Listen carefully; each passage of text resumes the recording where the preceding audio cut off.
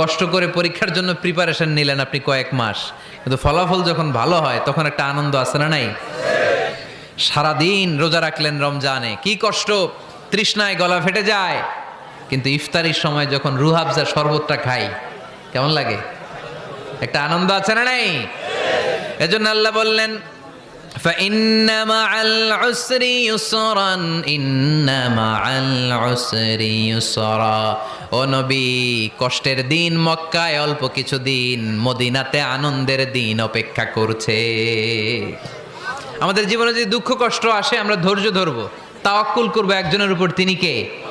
কারণ আমরা বিশ্বাস করি কষ্টের দিন এটা চিরকালের জন্য নয়, সামনে আনন্দের দিন আমাদের জন্য সেট করে রেখেছে কে? তাহলে আমরা সূরাতুল ইনশিরাহ থেকে 3টা নেয়ামতের বর্ণনা শুনলাম, বিশ্বনবীকে কি সান্ত্বনা দেয়া হলো সেটা শুনলাম। এবার 2টা গাইডলাইন শুনে তাফসীর আমরা শেষ